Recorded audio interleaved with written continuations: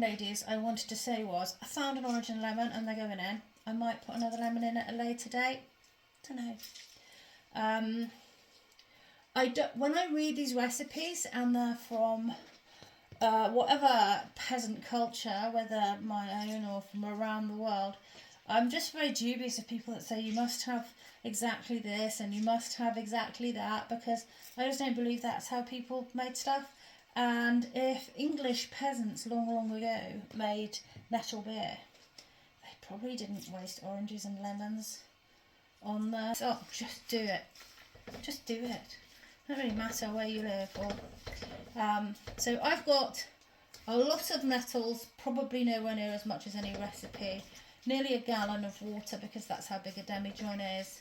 A squashed lemon and a squashed orange, and I might put another one in later with the sugar, and a tiny blob of copper finings, however you say it, in this water, and it's going to boil for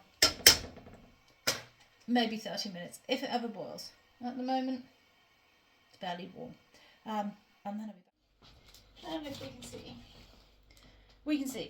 So, now what I've got is a saucepan, a muslin and a colander, and also what I've got down here is a brewing bucket. I'm not going to be that big, but that's what I've got.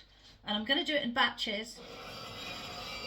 And what I'm going to do actually is I'm going to put another pan back there, and I'm going to take the most part of the nettles out to begin with, because I can see this is going to be a little bit paralysed. So I don't know if you can see, what I'm doing is taking the here we go, taking the nettles out and putting them into another pan over here, just because I feel like if they go splash into this one, it's going to hurt.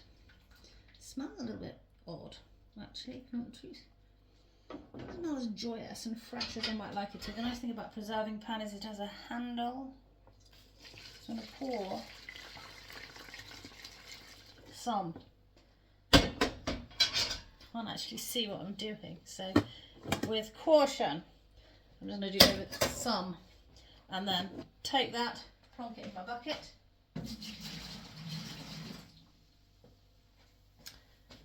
Repeat the process. I'm going to put that in there.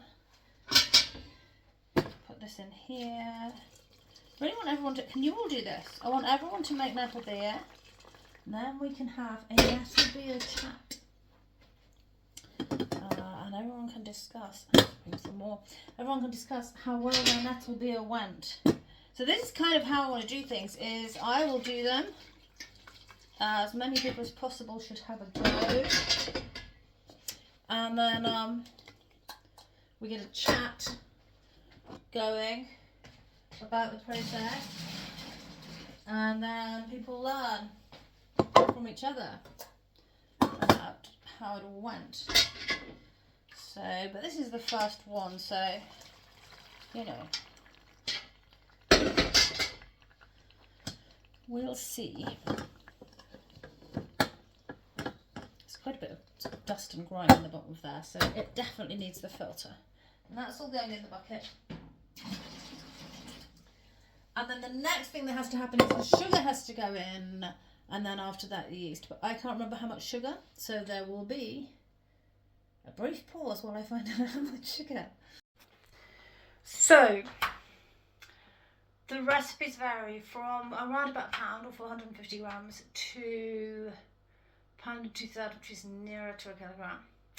And I have got this bag's open and I want to get rid of it. And this one is just over a pound, and that's granulated. And then I've got another one which is also just over a pound, which is caster sugar. I probably don't want to put the whole lot in. Probably going to put like about half of this, so I will have gone with probably about 30 ounces. And I'm not going to try and put that into kilograms just now, but I will do. So 16 ounces in a pound, 450 grams, nearly twice that, nearly a kilogram of sugar, 100 grams maybe. And you've got to get that to dissolve. This part I know, it must be dissolved in the hot water. Probably going to add some more lemon and orange juice, one or the other, or both. Smells very nettly. And then not long after that, we're going to add the yeast. Now, you can use bread yeast. I've got loads of it. And again, like I said, I cannot see my Saxon ancestor saying to the, you know, the son of the house, oh, I say what, the Aelfric, can you nip up to the manor and get me some actual ale yeast? I just don't think that happened. The yeast is probably, what they probably had was much more like a sourdough starter sitting around. Probably much more like just a whatever yeast they could capture.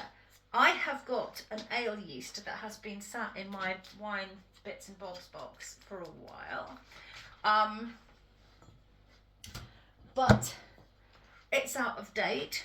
So I'm going to try it. I'm going to try and wake this up. Before I put it in here, what I'm going to do is I'm going to put a little bit of this nettle concoction and I'm going to chill it down a bit.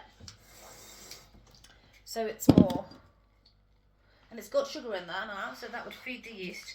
And I'm going to try sprinkling this yeast on there to see if it is still active. And then while the main batch there cools down, this is going to be sitting in here, and we're going to, cross it by the camera, in here, just generally just going to sprinkle it on top, and we're going to see if that's active. And if it is active, then I'll add that to this when this is cooled down a bit. But if it's not active, I've saved the day and we know it's not active, and I can just use some bread yeast. So that's it. We've got our Nettle Beer, a bit too hot for comfort, too hot for yeast in there, and we have got our yeast sitting atop. You usually sprinkle it on these things, don't you? The old lady who taught me to make wine used to put in a bottle of hot water in the top to activate it.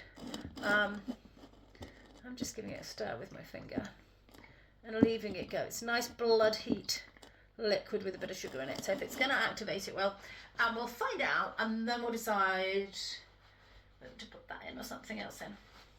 So somewhat later, an hour or two later, in a mad rush, but this has cooled down a bit, and I think we can safely say that the ale yeast is active. Look at that.